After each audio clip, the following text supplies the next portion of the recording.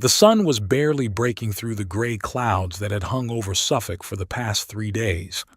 I sat at the window, watching the few passers-by going about their business in the drizzling rain.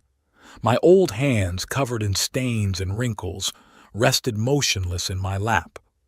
77 years of life had left their marks: scars from working with the sharp blades of combines, calluses from endless hours behind the wheel of heavy machinery, chapped skin from sun and wind.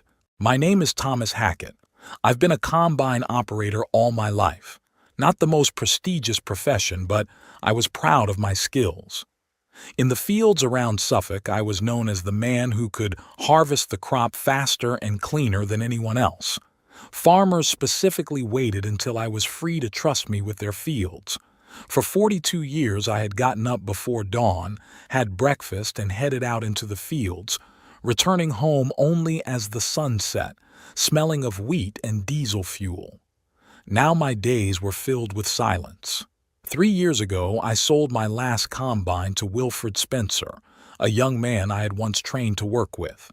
Got a good sum of money, which I set aside for a rainy day. Thought it would help me and Eleanor spend the rest of our lives in peace and quiet. Eleanor, my Ellie, we've been together 52 years. We met when I was 23 and she was 20. She worked at the library and one day brought me lunch right into the field. Her father owned the farm I was working on at the time. She appeared in a white dress with a basket like a vision among the golden ears. 6 months later, we were married. I still remember her laugh, tinkling like a silver bell, and her hands, always smelling of vanilla because she loved to bake cookies.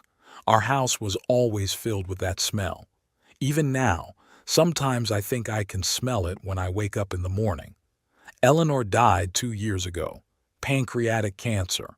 It happened so quickly. From the first symptoms to her last breath was only 4 months. I didn't even realize what was happening. And then there was just emptiness and silence. Our house, once filled with life, now seemed huge and empty. The old photographs on the walls, her chair by the fireplace, the books on the shelves, everything reminded us of her. But nothing could fill the void her death had left. We only had one daughter, Mercy. Weird name, I know. Eleanor insisted on it, said it was from an old book she read when she was pregnant. I agreed because I could never say no to Ellie. Mercy is 46 years old. She works as a manager for an insurance company. Married Gareth Caldwell 15 years ago. They have 2 children, my grandchildren Zach and Emily, age 14 and 11 respectively. They live in the Suffolk suburbs in a large house overlooking the river. Since Eleanor's death, our relationship with Mercy has been strained. No, they were never particularly close. Mercy had always been an ambitious girl, striving for more than Ellie and I could give her. Ashamed that her father was a simple combine harvester with calloused hands and the smell of the fields. I'd noticed it when she was a teenager, the way she crinkled her nose when her friends came over to our house, the way she tried not to invite them into our humble home. Eleanor said it was just adolescence, that all children go through it. But as the years passed, the estrangement only grew. Mercy went off to university in another city, and from then on our meetings were rare and formal. When Eleanor died, Mercy came to the funeral. She cried, of course, organized everything from the church service to the wake. It was perfect, like everything Mercy does. And then she left, leaving me alone in an empty house. In the weeks after the funeral, she called almost every day, asking how I was doing, if I needed anything. Then the calls became less frequent, once a week, once every 2 weeks, once a month. Now she only calls on holidays or when she needs something. I don't blame her. She has her own life, her own worries. Work, husband, kids. Who needs an old man with his memories and his ailments? But sometimes I get bitter, especially when I see my former colleagues spending time with their children and grandchildren. George Payne, with whom we started working together back in the 70s, goes fishing every Sunday with his son and grandson. And Henry Baxter, An old buddy of mine went to live with his daughter after his wife died. He says he's happy to be surrounded by family. I, on the other hand, had only rare visits from Mercy and her family, usually at Christmas or my birthday. They'd come for a couple of hours, the kids would awkwardly hug me, Gareth would shake my hand and talk about the weather, and Mercy would bustle around the kitchen preparing a meal that hardly anyone would eat afterwards. After these visits, I felt even more alone. It was as if they came not because they wanted to see me, but because they felt it was their duty. About a year after Eleanor died, Mercy suggested I sell the house and move in with them, said she was worried about me, that I shouldn't live alone at my age. I said no. I couldn't imagine leaving the house I'd lived in most of my life, where every corner reminded me of Ellie. It was the first time I'd ever seen real irritation on Mercy's face. She wasn't yelling, no. My daughter never raises her voice. But her voice turned cold and her eyes became hard. "Dad, you're becoming a stubborn old man. This house is too big for you alone. You don't do a good job of cleaning. I can see dust on every surface, and you need supervision." I said no again. Said I had hired a woman who came to clean twice a week, that I have neighbors who help if needed, that I was doing just fine on my own. Mercy left with a slammed door. A week later, she came back with some paperwork from the lawyer, said she was worried about my finances, that I might be a victim of fraud. She offered to give her power of attorney to manage my accounts and assets. I signed it. Not because I was afraid of scammers or couldn't manage my money. I just wanted her to stop pressuring me. I wanted some peace. From then on, Mercy controlled all my finances. She sent me a fixed amount every month, barely enough for groceries and bills. If I needed extra money, I had to ask her for it, explain what I'd spend it on, like a child asking for pocket money from his parents. Once I asked her for money for a new TV. The old one was broken and the TV was my only entertainment during the long evenings. Mercy said it was a waste of money, that my old TV could be repaired. When I countered that it would cost almost as much to repair as a new one, she replied irritably, "Dad, you don't understand the value of money. You've always been a spender. It's a good thing I control your finances now, or you'd have blown all your savings by now." That wasn't true. I had always been a frugal person. Ellie and I put every penny aside to make sure Mercy got a good education, so she could go to the university she dreamed of, so she could have what we never had. But I didn't say anything. I didn't want to fight. After all, she's my daughter, my blood, the only family I had left. And then the health problems started. Minor ones at first. Dizziness in the morning, joint pains worse than usual. I put it down to age. At 77, it's hard to expect to feel like you did when you were younger. But one morning when I got out of bed, the room suddenly spun around me. I lost my balance and fell, hitting my head on the bedside table. I woke up on the floor in a pool of blood from my split forehead. I struggled to get to the phone and called my neighbor, Mrs. Parker. She called an ambulance and called Mercy. To my surprise, Mercy arrived almost immediately, even before the ambulance arrived. She looked worried, which was unusual. She came with me to the hospital, sitting next to me while the doctors examined me and stitched up my wound. The doctor, Dr. Abbott, insisted that I be examined. He said that dizziness at my age could be a sign of serious problems. He ordered tests and scans. Mercy agreed to all the procedures without asking about the cost, which was unusual for her. I thought then that perhaps she really did care about me, that despite our estrangement, she still loved her old father. After I was discharged from the hospital, she insisted that I spend a few days at their house. She said I needed supervision. I agreed, albeit reluctantly. Mercy and Gareth's house was large and modern, minimalist design, lots of glass and metal, not a single extra thing. Everything was perfectly clean and neat. I was assigned a guest room on the first floor, small but comfortable. For the first 2 days, Mercy was attentive, bringing me food to my room, asking if I needed anything. Even Zach and Emily stopped by to see me, albeit briefly. Zach showed me his new video game, and Emily told me about a school science project. But on the third day, the atmosphere changed. I heard Mercy and Gareth arguing in the kitchen. They were talking quietly, but in the stillness of the night their voices were clearly audible through the thin walls. "How long is he going to be here?" Gareth asked. "We can't keep him forever."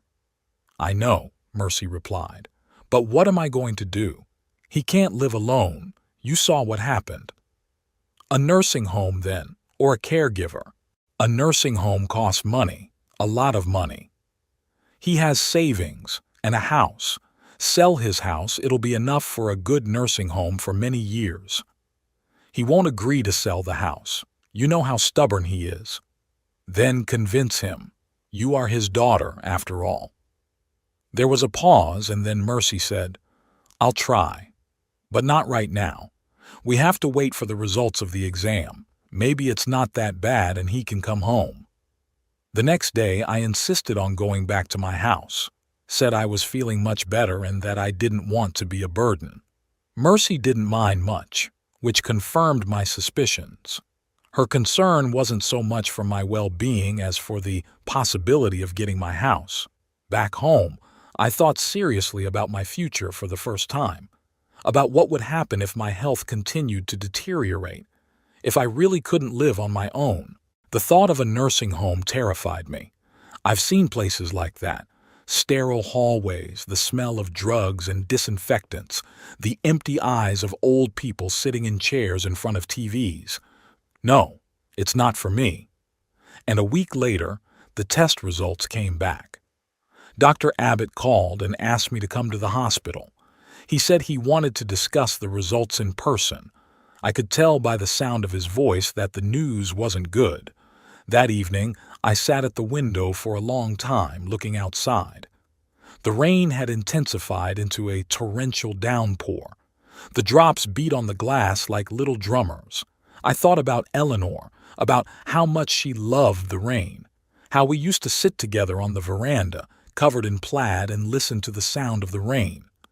"Rain washes away all the bad things, Tom," she used to say. "The world is always cleaner and fresher after it rains." I hope she was right, that this rain would wash away my fears and doubts, that tomorrow the world would be cleaner and fresher. But deep down, I knew that change was coming, and not all of it would be for the better. The morning was clear but cold. I struggled to get out of bed, every bone in my body screaming in pain. Mornings like this had become a regular occurrence lately, especially after that conversation with Dr. Abbott. The test results were not so surprising to me. Severe heart failure, arterial hypertension, early onset Parkinson's. My list of diagnoses sounded like a verdict.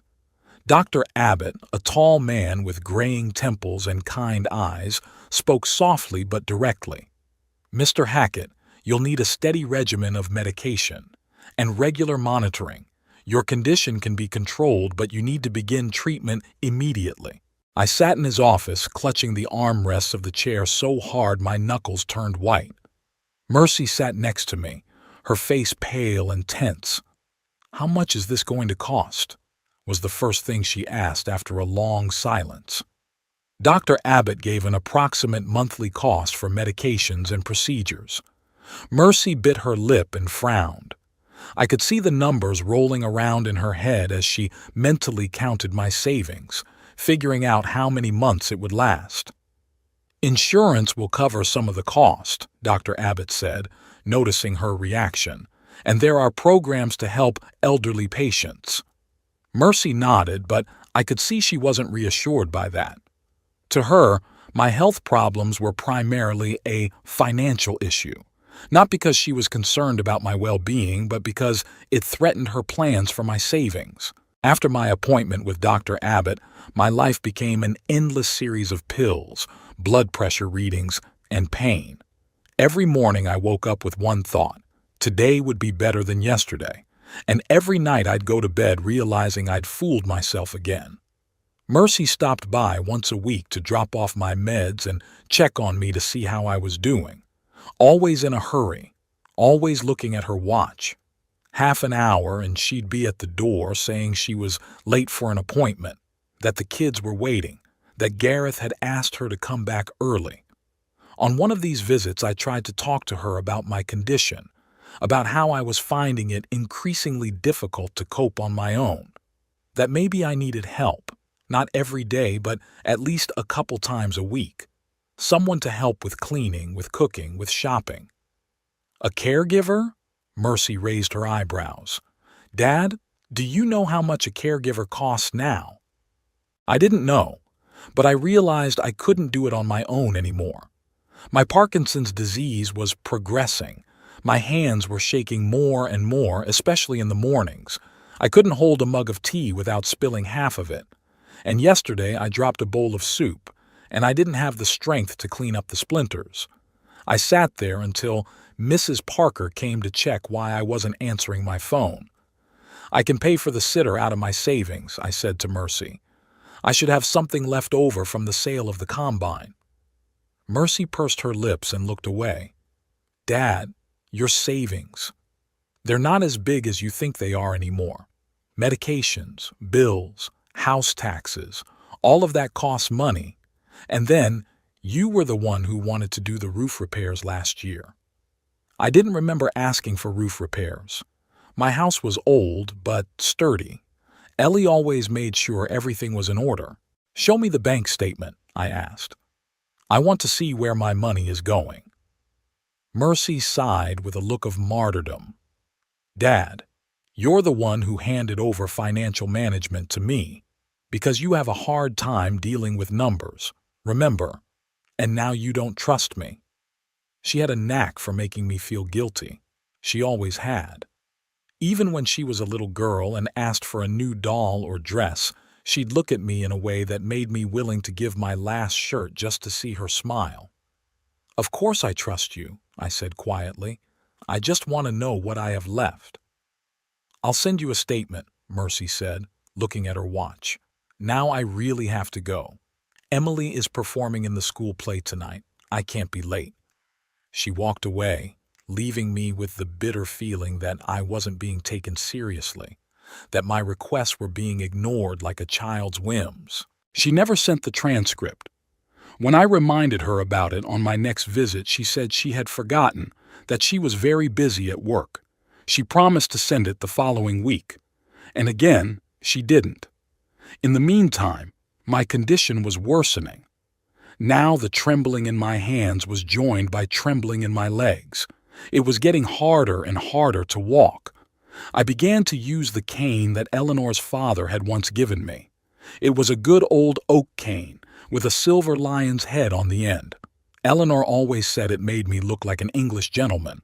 Now it was a necessity, not an ornament. Dr. Abbott said I needed regular physical therapy, that it would help slow the progression of Parkinson's, but the clinic was downtown and I couldn't drive myself anymore. The buses were infrequent and getting to the bus stop across the block was an impossible task for me. I asked Mercy to drive me to my treatments, twice a week, Tuesdays and Thursdays. She agreed at first, but after the third time, she started making excuses. There was a meeting at work, or Emily was sick, or the car was in the shop. Take a cab, Daddy, she said. I'll wire you the money. She transferred money irregularly and in smaller amounts than needed, and when I called her to remind her, she always made excuses. She forgot, or there was an urgent expense, or the banking app wasn't working. I didn't know if it was true or not, but it was getting harder and harder to believe what she was saying, especially when I saw her new car, her expensive clothes, heard about her vacation in France last summer. None of this spoke of financial hardship. Eventually, I started skipping procedures. Dr. Abbott would call, asking why I wasn't showing up. I would make excuses, saying I had a cold or that I had other things to do. I was ashamed to admit that I just couldn't get to the clinic and that my own daughter was refusing to help me. One day, when the pain in my joints became particularly unbearable, I did make up my mind and called Mercy. It was about 10 o'clock at night and I realized I was calling too late, but I needed help. I couldn't get out of my chair. I couldn't walk to the bathroom to get some painkillers. Gareth picked up the phone. His voice sounded annoyed, like I'd interrupted something important. "Thomas, what's wrong? Why are you calling so late?" I tried to explain the situation, but he interrupted me. "Mercy isn't home. She's at a corporate event. She'll be back late. Maybe you should call an ambulance if you feel so bad." No, I don't need an ambulance," I hastened to assure him. "Just thought Mercy might stop by, help me get to the bathroom." At this hour, there was disbelief in his voice. "Thomas, it's late. We have kids asleep. Mercy can't snap and drive across town just because you need to go to the bathroom." I felt the color of shame flood my face. He was right, of course. I shouldn't have called this late. I shouldn't have asked for something like this. "I'm sorry," I said quietly. "I'll manage on my own." "Good," Gareth said, clearly relieved that the conversation was coming to an end. "Mercy will stop by tomorrow to check on you. Make sure you're okay." He hung up without waiting for my response. That night I sat in the chair until morning. The pain gradually subsided, but it wasn't completely gone. In the morning, Mrs. Parker came in. She often came to see me in the mornings, bringing fresh bread or pie. When she saw me in the chair with eyes swollen with sleeplessness, she splashed her hands. "Thomas, what's the matter? Did you sit up all night like that?" I nodded, unable to speak. She helped me to the bathroom, then made tea and brought me breakfast. "You need help, Thomas," she said, looking at me with concern. "Constant help. You can't just live like this, hoping the neighbor will drop by." I knew she was right, but I didn't know what to do. My savings, according to Mercy, were melting away. A nursing home wasn't an option. I loved my home too much, my independence, however illusory it was now. "Maybe we should talk to your daughter," Mrs. Parker suggested. "She could hire a nurse, or spend more time with you herself." I shook my head.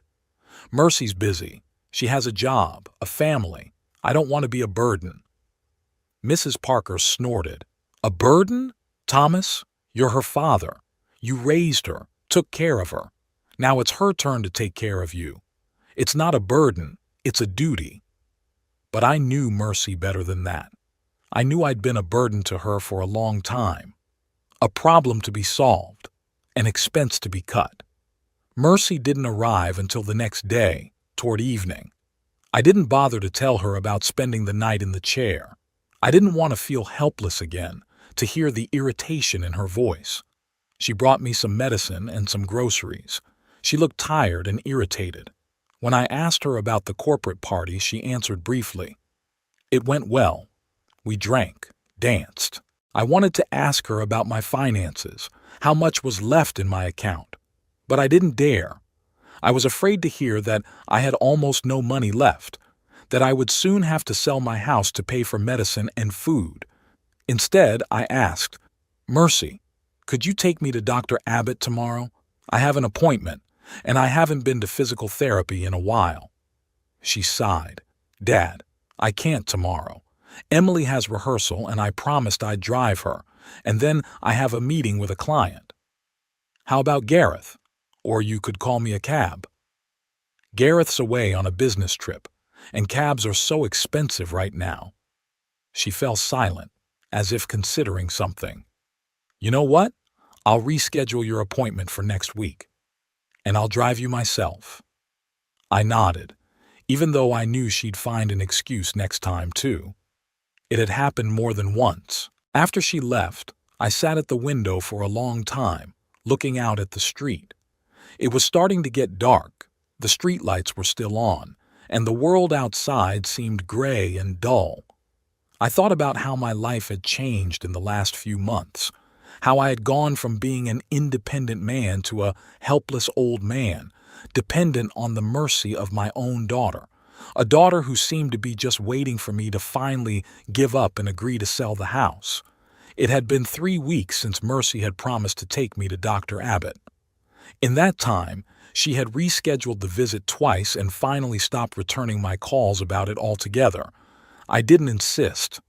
I accepted that there was nowhere to go for help.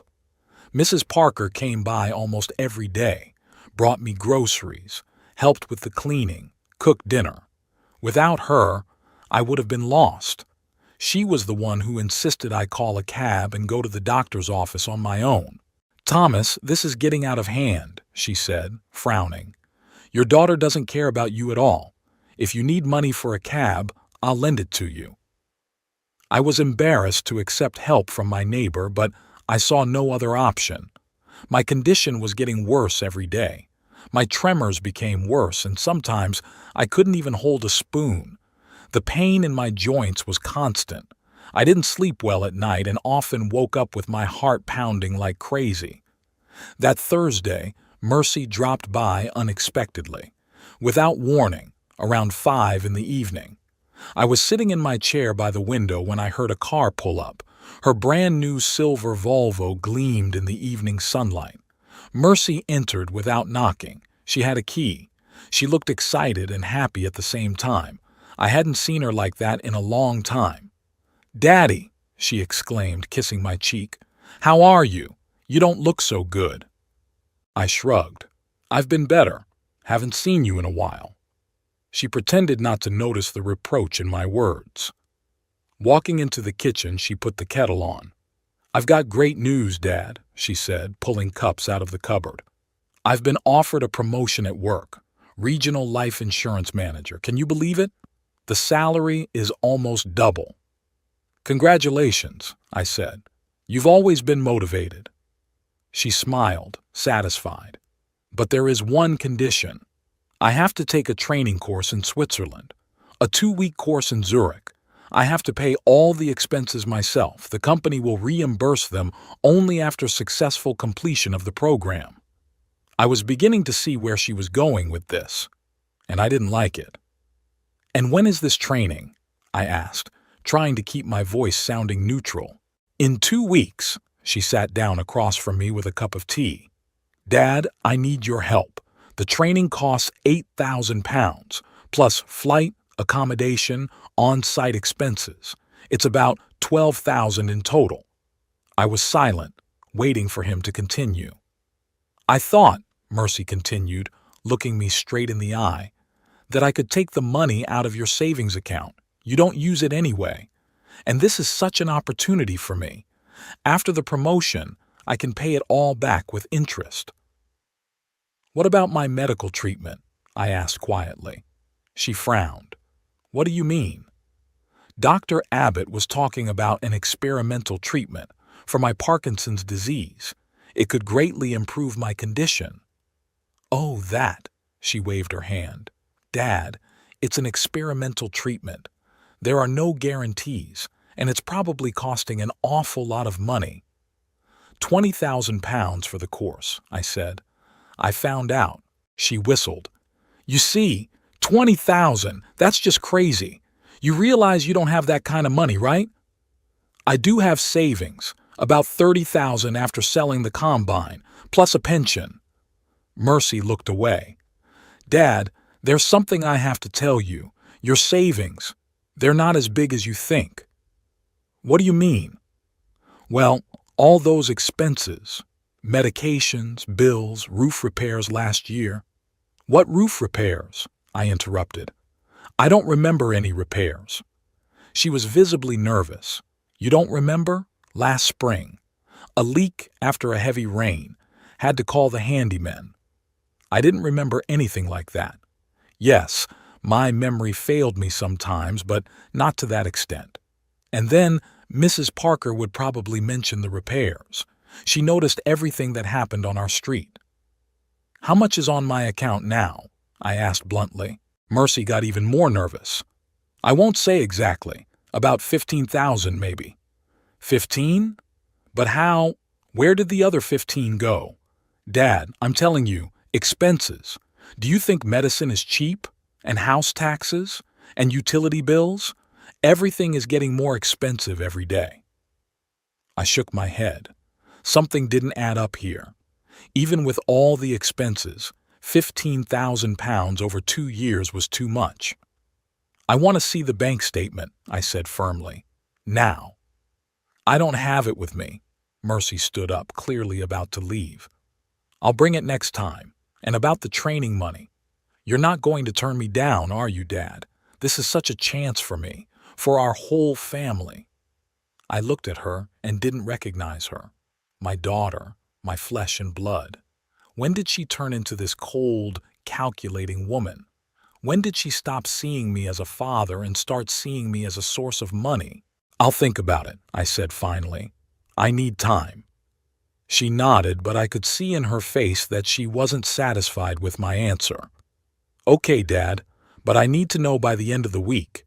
Otherwise, the training spot will be given to someone else. After she left, I sat for a long time looking out the window and thinking. Something in her story about the savings kept bugging me. I decided to check it out. The next morning, overcome with pain and weakness, I got dressed and hailed a cab to the bank.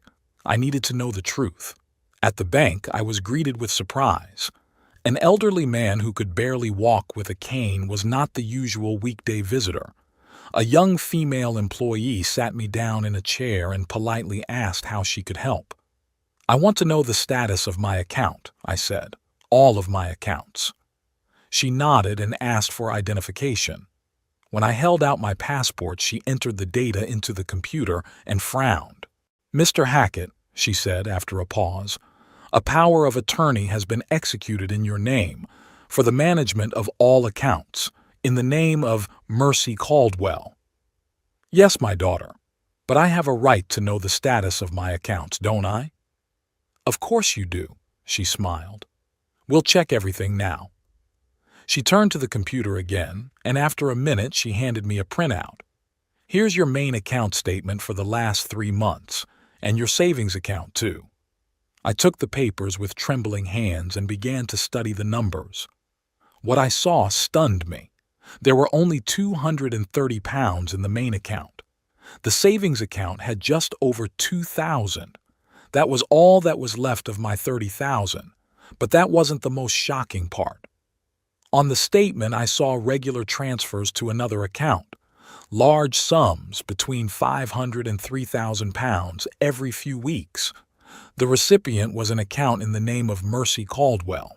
These transfers, I said, pointing a trembling finger at the lines on the statement, where are they going? The employee glanced at the screen. This is Mrs. Caldwell's personal account. Apparently, she regularly transfers money from your account to hers. I felt a wave of anger rising inside.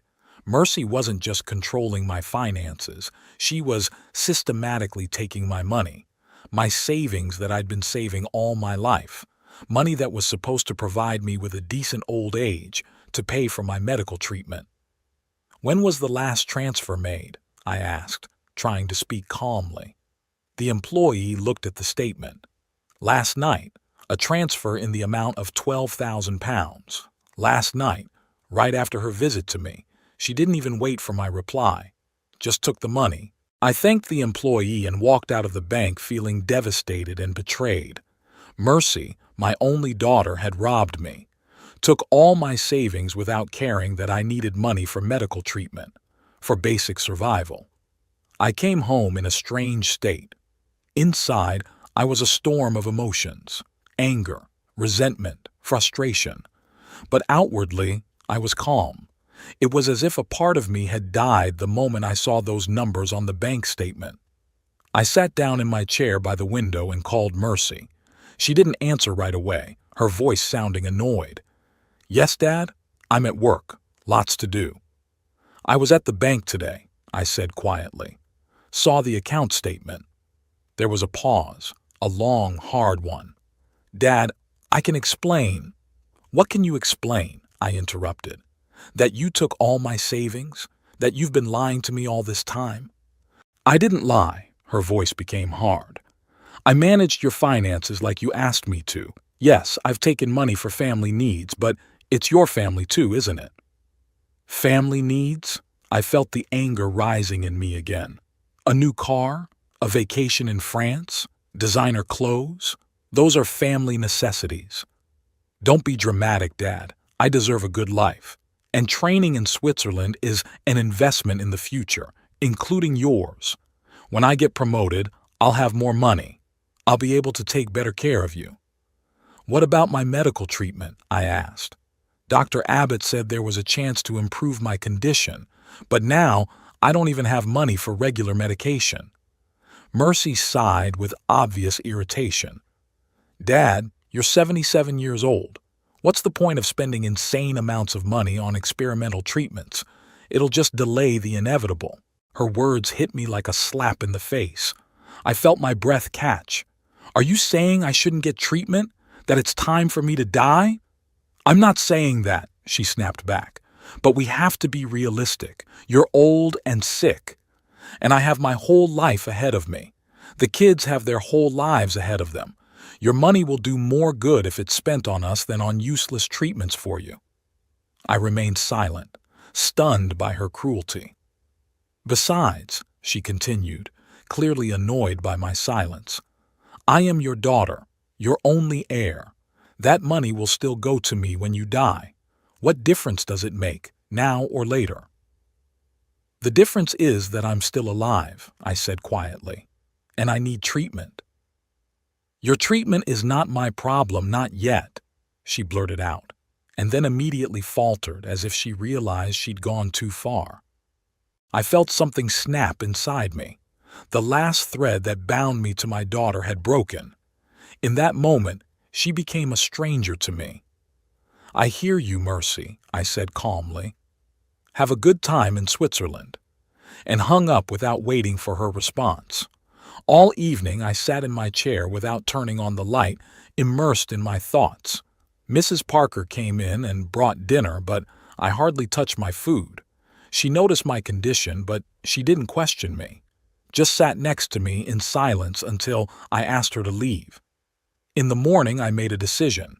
If Mercy thinks she can just take my money because she's going to inherit it after I die anyway, well, that's not going to happen.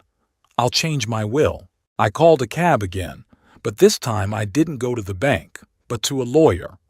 A small firm on the outskirts of town that Mrs. Parker had recommended. Her nephew worked there as a paralegal. I was met by Mr. Blackwood, an older man with a neatly trimmed beard and attentive eyes behind glasses. He listened to my story without interrupting, only occasionally making notes in his notebook. "Mr. Hackett," he said when I had finished, "what you describe sounds very much like financial abuse. Your daughter used the power of attorney not for your benefit, but for her own. That could have legal consequences for her." "I don't want to sue her," I said.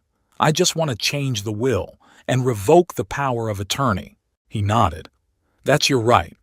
But I have to warn you, your daughter can contest the new will after you die, especially if you disinherit her completely. The court may decide you were incapacitated or under duress." "I'm not going to disinherit her completely," I said. "I just want the bulk of my estate to go to someone other than her." To whom then? I wondered. I had no other close relatives. There were no friends I could trust with my inheritance, except Mrs. Parker, I said, "my neighbor. She's been taking care of me for the last few months, doing more than my own daughter ever did." Mr. Blackwood wrote down the name. "Good. And how do you want the property distributed?" "The house and everything in it to Mrs. Parker. Mercy let her get 10% of the sale of the house, no more." "And the other assets? Bank accounts?" I grinned bitterly. "They're practically non-existent. Mercy took almost all of my savings." "I see." He made another note. "We can prepare a new will today, but it will need 2 witnesses to make it valid. Do you have someone in mind?" I shook my head. Mrs. Parker couldn't be a witness since she was the beneficiary of the will. "Don't worry," Mr. Blackwood said. "My assistant can be one of the witnesses, and for the other, we can have a secretary from a neighboring office. It's perfectly legal." While Mr. Blackwood prepared the documents, I sat in his waiting room, pondering how I had come to this life. How is it that my only daughter has betrayed me to the point where I have to disinherit her? Eleanor's words came to mind. She had always said Mercy was too ambitious, too selfish. She thinks only of herself, Tom, she'd once said. And that's our fault. We've spoiled her too much, allowed her too much. I didn't want to listen then. I didn't want to believe that my little girl could grow up to be that kind of person. But Ellie was right. She always was. An hour later, Mr. Blackwood invited me back into the study. On the desk was a document, my new will. "It's all ready, Mr. Hackett," he said. "I have entered all your wishes. Please read it carefully before you sign it." I read each word slowly. The document was clearly and plainly written. Mrs. Parker was receiving the house and all its contents. Mercy, 10% of the sale of the house should Mrs. Parker decide to sell it. "That's right," I said as I read to the end. "Where do I sign?" Mr. Blackwood pointed to a line at the bottom of the page. "Here, and put today's date." I took the pen and signed. My hand trembled, but not from sickness, from the realization of what I was doing, disowning my own daughter. After me, witnesses signed, a young man whom Mr. Blackwood introduced as his assistant and a middle-aged woman, a secretary from a nearby office. "That's it," Mr. Blackwood said when the formalities were completed. "This is now your official will. It supersedes all previous versions." "And what about the power of attorney?" I asked. "I want to revoke it as soon as possible." "We'll need to prepare a separate document for that," he said, "and you'll have to notify the bank. I can help with that." We spent another hour formalizing the revocation of the power of attorney. When it was done, I felt strangely relieved. It was as if a heavy weight had fallen from my shoulders. "Mr. Blackwood," I said, rising to leave, "I would like you to inform Mercy of the new will. I'm not sure I can do it myself." He nodded understandingly. "Of course. I'll send her a formal notice, but I must warn you she'll probably be very upset." "I know," I said, "but it's her problem, not mine." As I uttered those words, I felt a bitter irony.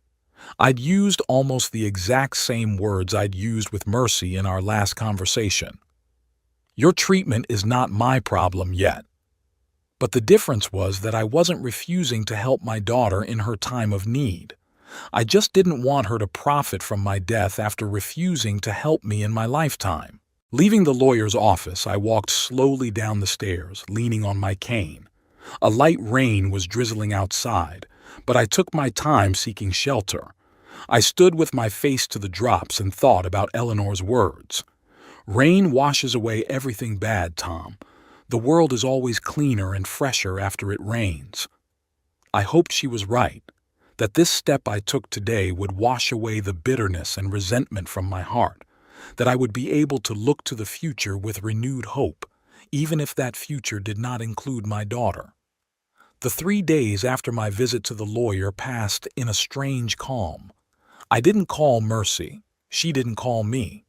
It was as if there was an invisible wall between us, and no one dared to make the first move to break it down. Mrs. Parker came by every day, bringing food, helping with the cleaning, sometimes just sitting next to me while I watched TV. She didn't ask about Mercy, though she must have noticed her absence.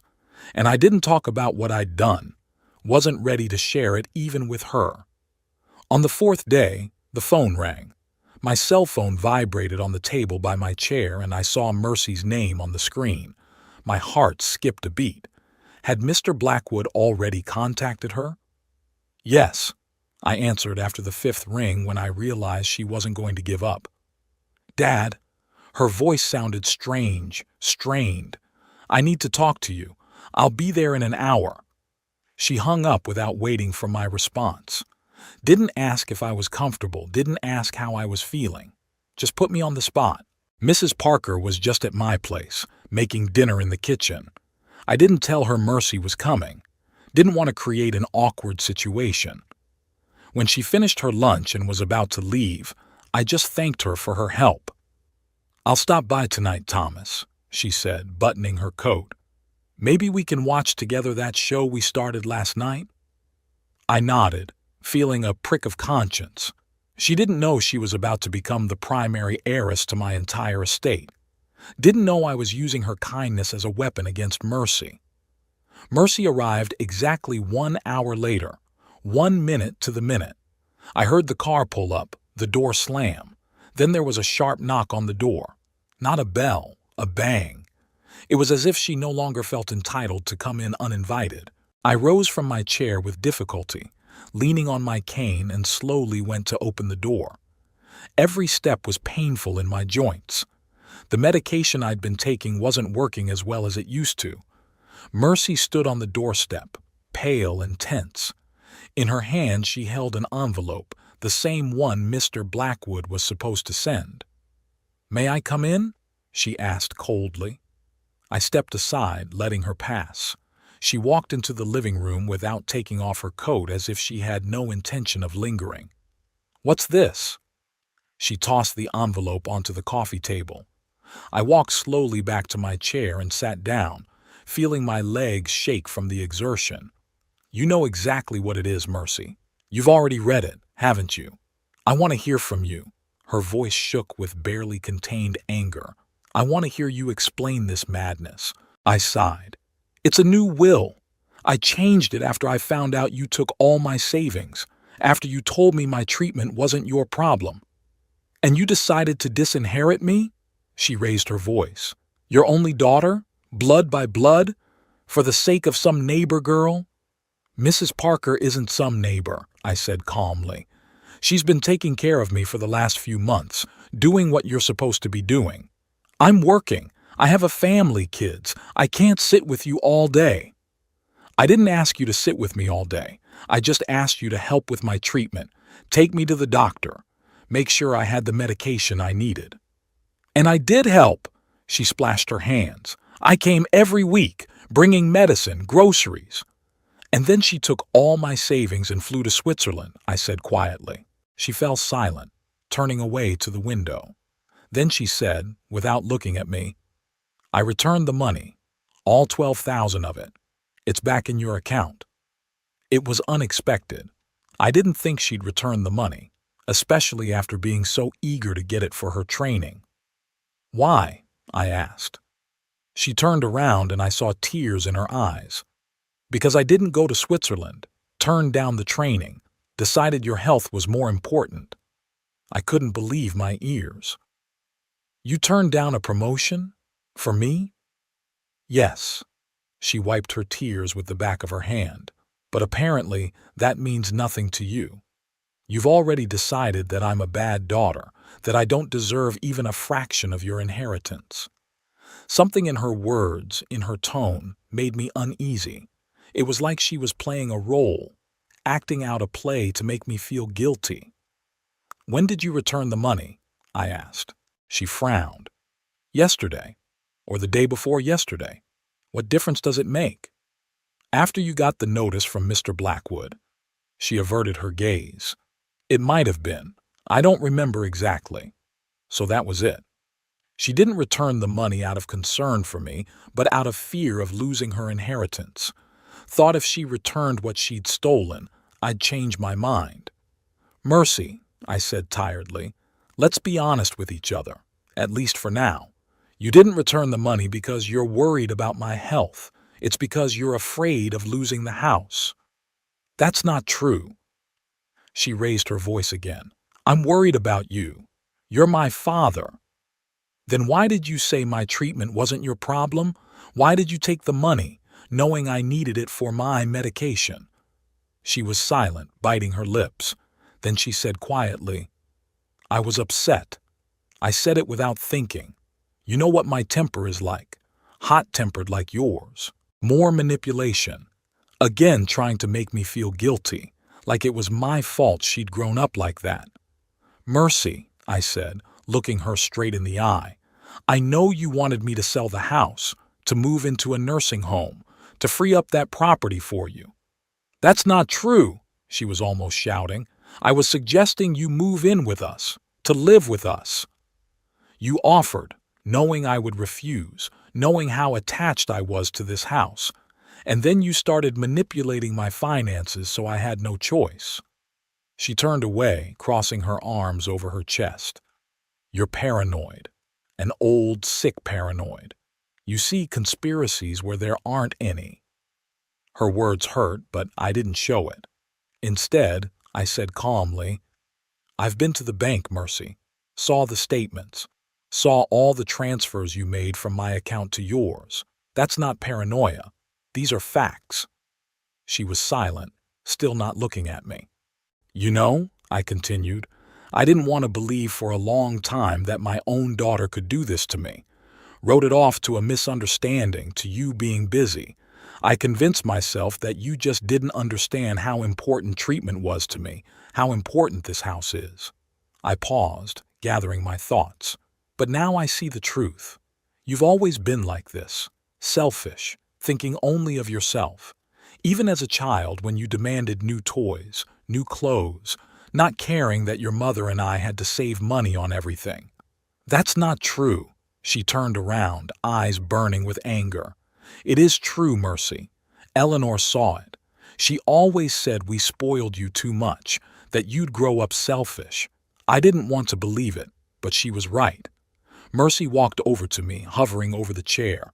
Don't you dare drag Mom into this. She loved me. She understood me, unlike you. She loved you, I agreed. But she saw you for who you were, and worried. Worried that when we were gone, you'd be alone, because people who think only of themselves are left behind in the end. Mercy recoiled as if I'd hit her. You're a monster. How can you say that to your own daughter? I'm telling the truth, Mercy, probably for the first time in years. I've always gone along with you, always giving in. Thought it was my way of showing love, but it wasn't love. It was weakness. I was afraid of losing you like I lost Eleanor. She looked at me, and in her eyes was a mixture of anger, resentment, and surprisingly fear. It was as if for the first time she saw me not as a weak, dependent old man, but as a man capable of standing up for himself. You're out of your mind, she said quietly. Completely out of your mind. It's all a disease. You don't know what you're saying. I know exactly what I'm saying, I replied. And I know exactly what I'm doing. I'm not changing the will, Mercy. You'll get your 10%, no more. The rest will go to the man who really cared for me in my time of need. She stood with her fists clenched, as if fighting the urge to punch me. Then she turned abruptly and headed for the door. You're going to regret this, she tossed over her shoulder. When you're alone, when your precious neighbor is tired of fiddling with you, you'll regret it. But it'll be too late. She slammed the door so hard the panes in the windows shook. I heard the engine of her car start, the tires shrieking as it sped away. And I stayed in the chair, feeling a strange emptiness inside, as if something important, something valuable had been ripped out of my life. But along with the emptiness came relief. It was as if the heavy weight I'd been carrying all these years had finally fallen from my shoulders. In the evening, Gareth called. His voice sounded tense, official. Thomas, it's Gareth. Mercy told me about your conversation and about your decision about the will. And what do you think of that, Gareth? I asked, not expecting sincerity. He was quiet for a moment, as if choosing his words. To be honest, I was shocked. Not so much by your decision, that's your right after all, but by the effect it had on Mercy. I've never seen her in such a state. Is she upset? Upset is not the right word. She's a wreck. Cries, can't calm down. Says you said terrible things, that you always hated her. I sighed. Typical Mercy, exaggerating, twisting my words, presenting herself as the victim. I didn't say I hated her, Gareth. I just told the truth about our relationship, about how she's treated me over the years. She says she cared for you, that she did everything she could. She took all my savings, Gareth, the money I needed for my treatment, and said my treatment wasn't her problem. That's a concern? He fell silent again. I could almost hear the gears turning in his head as he tried to find justification for his wife's actions. Look, Thomas, he said finally, Mercy may have acted wrongly, but she paid the money back, and she does care about you. Maybe you could. Reconsider your decision for the sake of the family." "What family, Gareth?" I asked tiredly. "The one that comes to see me once a month for half an hour? The one that thinks I'm a burden? The one that waits for me to die so it can get the house?" "That's not fair, Thomas. We're not waiting for you to die. We want you to be with us as long as possible." "Then why did Mercy refuse to help me with the treatment? Why did she say it was a waste of money?" He didn't answer. Mercy probably hadn't told him that part of the story. "Look, Thomas," he said after a pause, "let's not make any hasty decisions. Maybe you should come over to our house for dinner. Talk calmly, without emotion. The children miss you." "The children?" I couldn't hold back a bitter chuckle. "Gareth, I haven't seen Zach and Emily in 3 months, not since Christmas, and then they spent a mere 15 minutes with me before running off to their gadgets." "They're teenagers, Thomas. You know what they're like at that age." "I know," I said, "and I also know that kids learn from their parents. They see how they treat the older generation, and they adopt that attitude." Gareth sighed. "Well, I can see there's no use talking now. You're too upset. Maybe in a few days, when the emotions have settled." "It's not emotion, Gareth. It's a decision I've made after much thought, and I'm not going to change it." "I understand." His voice grew colder. "In that case, I have nothing more to add, except that Mercy is your only daughter, and you risk losing her forever." "I've already lost her, Gareth. Years ago. I just didn't want to admit it." After talking to Gareth, I couldn't sleep for a long time. I tossed and turned in bed, thinking about what I'd said, about what had happened between me and Mercy. Had I been too harsh? Maybe, but I'd also been honest. For the first time in years. Mercy called this morning. I hadn't expected it after last night's scene. Her voice sounded calm, almost detached. "Dad, I've been thinking about our conversation, about what you said, and I've decided you're right." I was so surprised that I didn't find anything to say in response. I really wasn't. "Not the best daughter," she continued. "Perhaps I've been selfish, didn't pay enough attention to you, and for that, I apologize." Something in her tone alarmed me. It was too smooth, too perfect, like a memorized speech. "I'd like to rectify the situation," she said. "I wish we could start over. Maybe you could come over for lunch on Sunday. The kids would love to see you." "Mercy," I said, trying to speak softly, "I appreciate your apology, but I think we both need time to think things through, to figure out if we can really start over. But you're not ruling out that possibility, are you?" A note of hope slipped into her voice.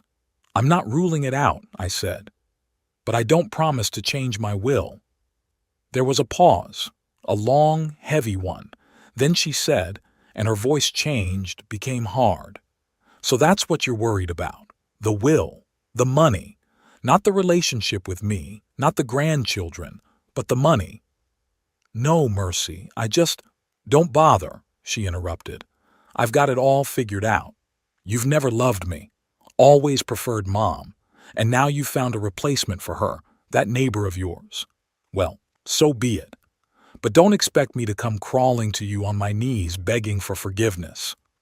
I took the first step. I apologized. "And you're just a cruel, selfish old man." And she hung up without waiting for my response. I sat there, holding the silence phone in my hand, feeling strangely numb. It was as if all the emotions had been drained out of me, leaving nothing but emptiness. In the evening, Mrs. Parker came in, brought dinner as usual. She noticed my condition, but didn't question me. She just sat by me while I ate, talking about little things, the weather, the new store that had opened on the corner, her sister who was coming to visit next week. Her presence was soothing. There was none of Mercy's demanding nature about her, no ulterior motives. She just took care of me because she thought it was the right thing to do, because she was a kind person. "Mrs. Parker," I said as she was about to leave, "there's something I have to tell you." She stopped at the door, looking at me questioningly.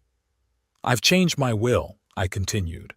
And I've left most of the property, including the house, to you." She looked at me stunned. "To me? But why? I mean, you have a daughter, grandchildren." "Mercy doesn't deserve this house," I said. "Not after what she did to me. And you've been kind to me when no one else has. You deserve it." Mrs. Parker shook her head. "Thomas, I can't accept that. I didn't help you for an inheritance. And then what will your daughter say? She'll think I manipulated you." "Mercy already knows," I said. "And I don't care about her opinion anymore. I've made my decision, and it's final." Mrs. Parker looked confused and concerned. "Thomas, think carefully. This is a serious step. Maybe you should talk to your daughter again. Try to mend the relationship."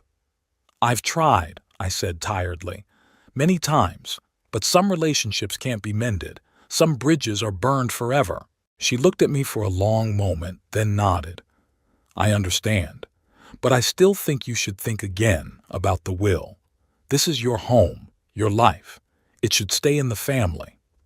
After she left, I sat at the window for a long time, looking out at the street, at the slowly descending dusk, thinking about what Mrs. Parker had said, about family, about bonds that should be stronger than resentments and disappointments.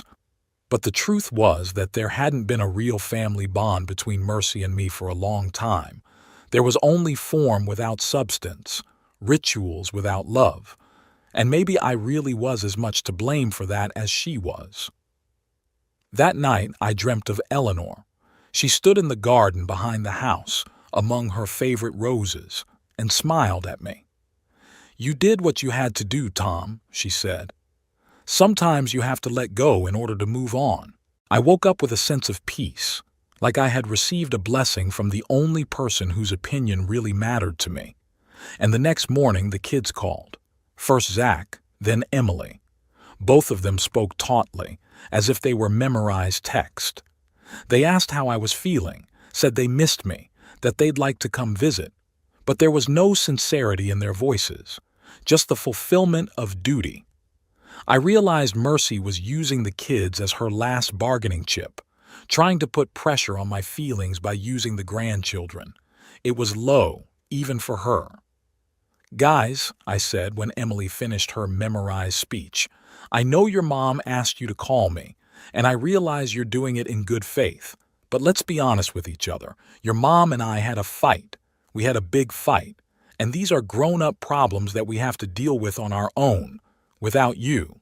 "But Grandpa," Emily's voice trembled, "Mom says you don't want to see us anymore, that you've cut us out of your life."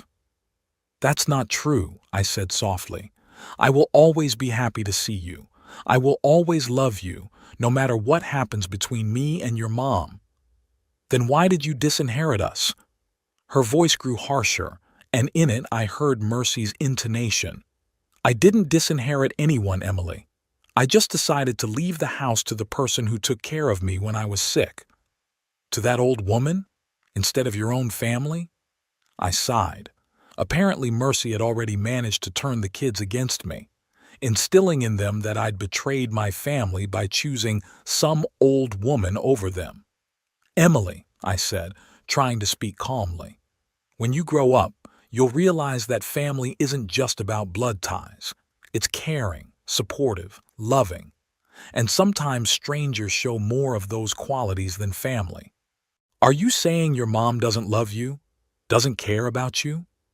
"I'm saying that relationships can be complicated, and they don't always work out the way we want them to."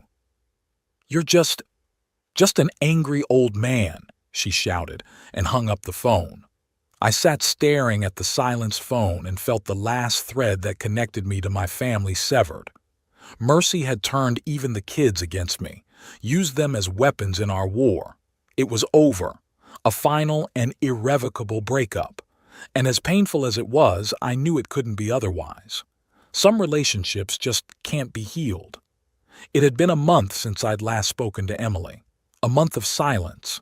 No calls from Mercy, no visits from Gareth, no messages from the grandchildren.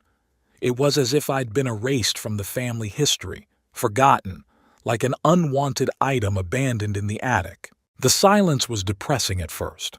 I caught myself listening to the sound of approaching cars, flinching at phone calls, expecting to hear my daughter's voice. But gradually I got used to it. I humbled myself, and in that resignation I found a strange calm. Mrs. Parker came by every day, just as she had before, but now she was sometimes joined by her sister Eleanor, who was visiting from Brighton, a full, vivacious woman with a loud laugh and an endless supply of stories from her turbulent youth. They brought dinner, helped with the cleaning, and sometimes just sat in the living room with me, watching TV or playing cards. Eleanor turned out to be an avid card player and taught me a few games I'd never even heard of before. "Thomas, you're hopeless," she laughed when I once again lost. "But don't worry, you still have time to learn. I'm not leaving until I've made you a worthy opponent." Her optimism was infectious. Next to her, I felt younger, more energetic. Even the pain seemed to recede when the room was filled with her laughter. But the biggest change in my life came from Dr. Abbott. After regaining control of my finances, I approached him again about an experimental treatment for Parkinson's disease. "The treatment is still available," he said, looking at my chart. "But I'm afraid the cost has gone up. It's now £25,000 per course." I sighed. I only had 14,000, 12 that Mercy had paid back and another 2 in a savings account. "Are there any assistance programs?" I asked. "Subsidies? Grants?" Dr. Abbott hesitated, tapping his pen on the desk. "There's a charity that sometimes helps patients with rare diseases, but usually they support young people who have their whole lives ahead of them. However," he paused, "there is another option: clinical trials." "Clinical trials?" "Yes, a new drug, similar to the one we talked about. It's being developed by a pharmaceutical company out of Switzerland. They're looking for volunteers for Phase 3 trials. The treatment is free, but of course there are some risks. It is, after all, an experimental drug." I wondered. There were risks, of course. But wasn't my current life, with constant pain and progressive infirmity, an even greater risk? "I'd like to try it," I said firmly. "What is to be done?" Dr. Abbott smiled. "I knew you would say that. I've already requested the paperwork for you. You'll need to undergo an examination, fill out questionnaires. If you are approved, treatment can begin in as little as a month." That's how I became a participant in the clinical trial.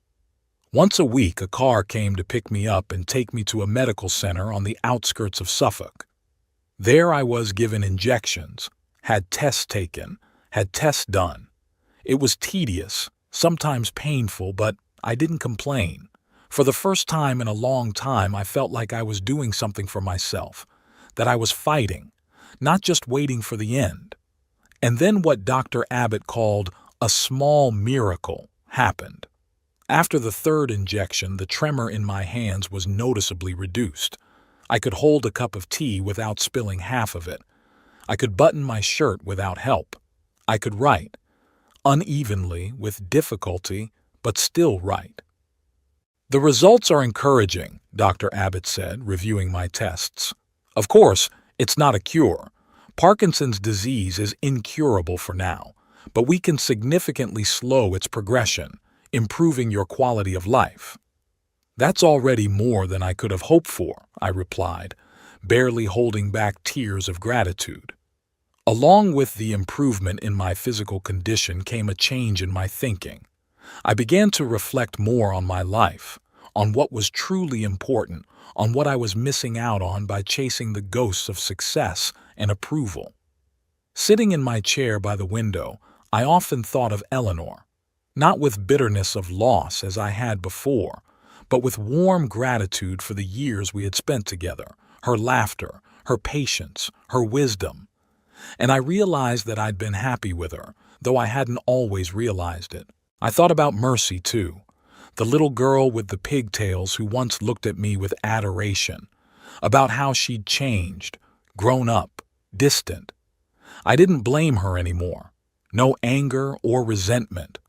only sadness that we couldn't keep the good things that had once been between us.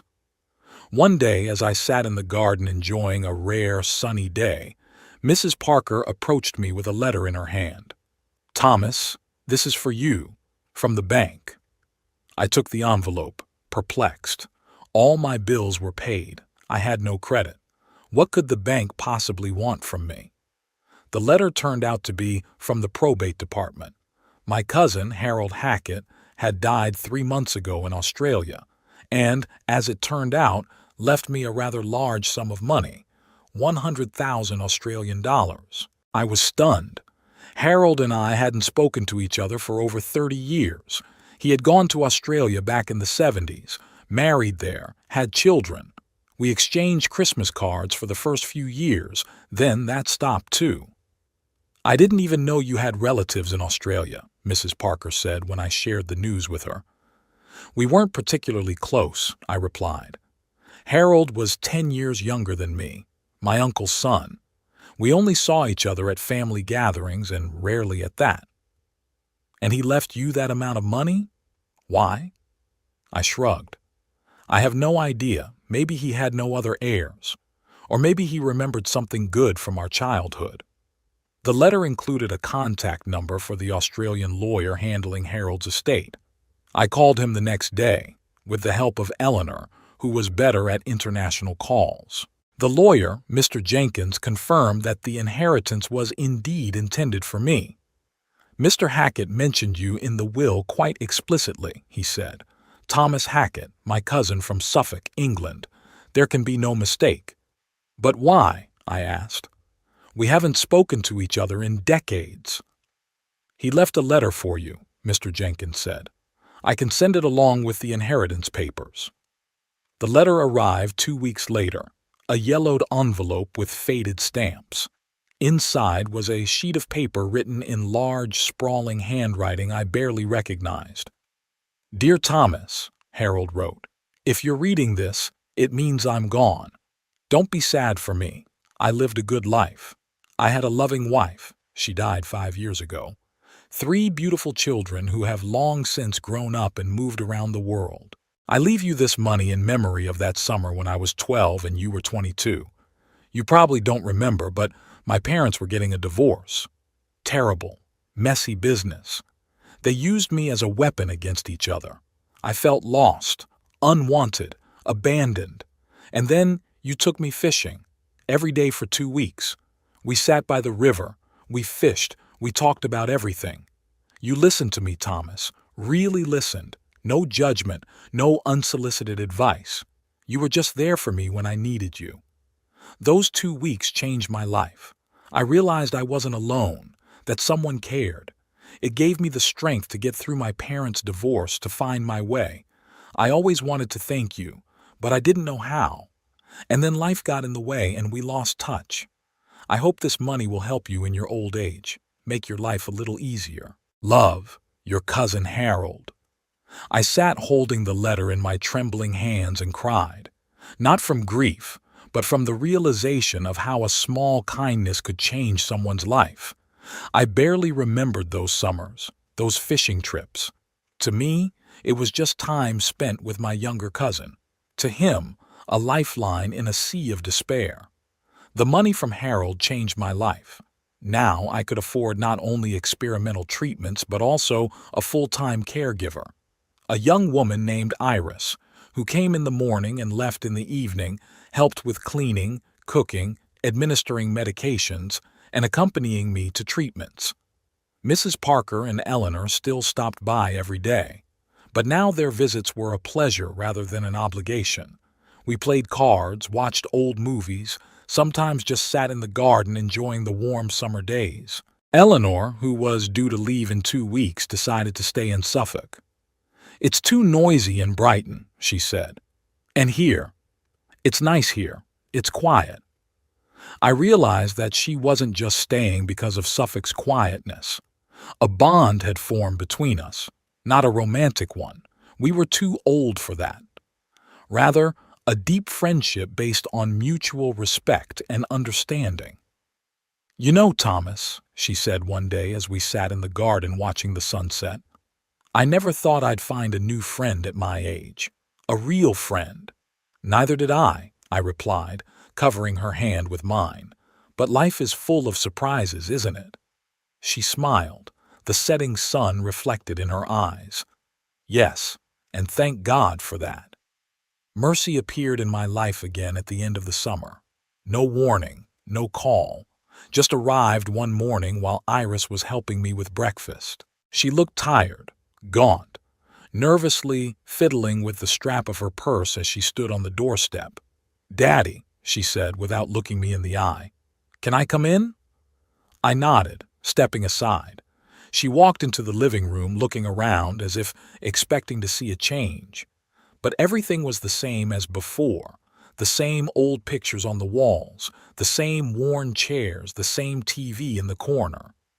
"You look better," she said, finally looking at me. "Healthier." "I feel better," I replied. "The new treatment is helping." "Treatment? That experimental one?" "Yes, I'm participating in a clinical trial. It's free." She nodded, lowering her eyes. "That's good. I'm happy for you." There was an awkward pause. We stood across from each other like strangers, not knowing what to talk about next. "I heard you got an inheritance," she said finally, "from some relative in Australia." Ah, that was it. That's why she'd come. New money, new inheritance. "Yes, from a cousin," I said. We hadn't spoken in years. It was unexpected. She nodded again, licking her lips nervously. "Dad, I wanted to apologize for everything that happened between us, for what I said, for what I did." I looked at her, trying to see the sincerity in her eyes, but all I saw was calculation, the cold, sober calculation of a woman who wants to regain a lost source of income. "Mercy," I said softly, "let's not lie to each other. You didn't come to apologize. You came for the money." She flared up. "That's not true. I really missed you. The kids missed you. Gareth, too." "Then why didn't you call? Didn't come to visit? Why did it take an inheritance from Harold to make you remember I existed?" She didn't answer, turning away to the window. Then she said quietly, "I thought you wouldn't want to see me, after everything that's happened. I've always wanted to see you, Mercy. You're my daughter, but I wanted to see you, not your greed." She turned, eyes glistening with tears. "That's not fair. I'm not greedy. I just wanted the best for my family. At the expense of my health, at the expense of my comfort, at the expense of my life." She was silent, biting her lip. Then she said, looking me straight in the eye, "I made a mistake, a terrible mistake, and I apologize. I sincerely do." I sighed. Maybe she really was remorseful. Maybe something had changed in her over the past few months. But trust, once broken, isn't easily rebuilt. "I accept your apology, Mercy," I said. "But that doesn't mean things can go back to the way they were. Too much has happened." "I understand," she nodded. "But maybe we could start over? Gradually? I could come over with the kids once a week. Just be a family." I looked at her face, so similar to Eleanor's, and felt conflicting emotions struggling inside. Part of me wanted to believe her, to give her another chance. The other part was screaming that this was another manipulation, another attempt to get at my money. "Mercy," I finally said, "I'm not closing the door for you, but I can't let you back into my life right away. I need time. And I need proof that you've really changed." "What proof?" She looked confused. "Real interest, real care, not for money or inheritance, but for me, for the sake of the relationship." She nodded slowly. "I understand that. I'm going to try to prove that I've changed, that I really do care." "Good," I said. "Then maybe you'd like to stay for lunch? Meet Iris, my nurse, and Eleanor, Mrs. Parker's sister?" Her face changed, becoming harder.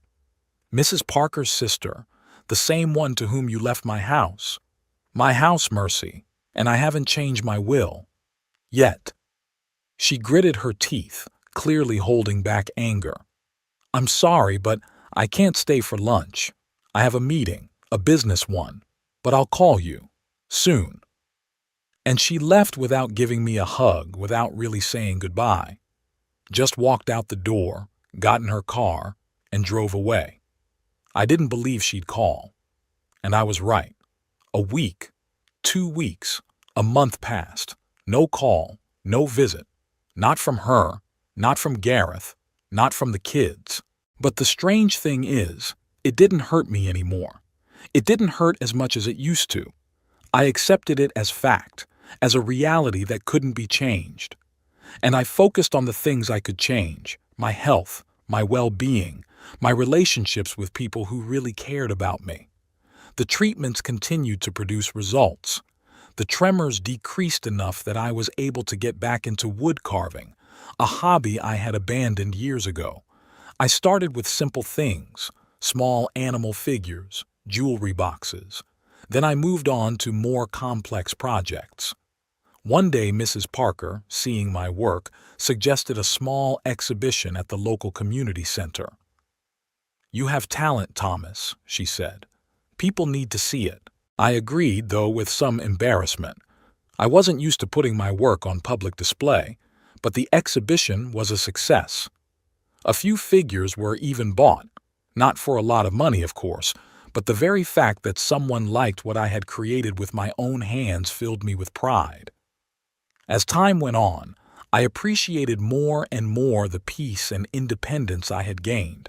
No longer did I have to wait for Mercy's rare visits. No longer did I have to humiliate myself by asking for money for medication. I was the master of my life, as much as possible for an old, sick man.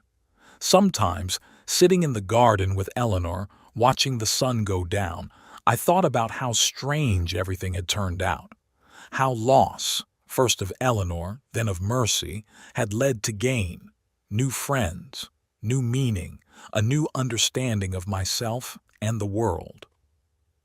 "What are you thinking about?" Eleanor asked one day, noticing my pensive look. "About life," I replied. "About how unpredictable it is, how what seems like the end is often the beginning of something new." She smiled, taking my hand. "Wise words, Thomas, very wise." And sitting there in the quiet garden, looking out at the sunset, surrounded by the care and warmth of people who had once been strangers but were now family, I felt a deep, quiet peace. The peace that comes with acceptance, with letting go of the past, with openness to the future, whatever it may be. I was free from toxic relationships, from manipulation, from guilt and obligation. And in that freedom, I found what I had been searching for all my life: inner peace. A peace that doesn't depend on external circumstances, on the approval of others, on conforming to other people's expectations. Maybe this is the wisdom of old age, in realizing that the true value of life is not in what you have or who you seem to be, but in who you really are, in being honest with yourself and others, in the ability to love and accept love, in the courage to be yourself, even if it means being alone. And I was no longer alone. I had people around me who saw me, the real me, not a source of money or obligation. People who cared for me, not out of a sense of obligation, but out of genuine affection. Perhaps someday Mercy will realize what she's lost, will realize that true wealth is not in money or possessions, but in relationships based on love and respect. But even if she never realizes, I will still find it in my heart to forgive her, not for her sake, but for my own. Because bitterness and resentment is too heavy a burden to carry for the rest of my life. In the meantime, I will live every day, every moment. I will rejoice in small victories, when I manage to walk across the room without a cane, when I manage to carve a particularly difficult figure, when the sun shines particularly bright. I will appreciate the people who are there for me and hold those who are gone in memory. And I will be grateful for this new chapter in my life, unexpected, unpredictable, but ultimately filled with meaning and peace.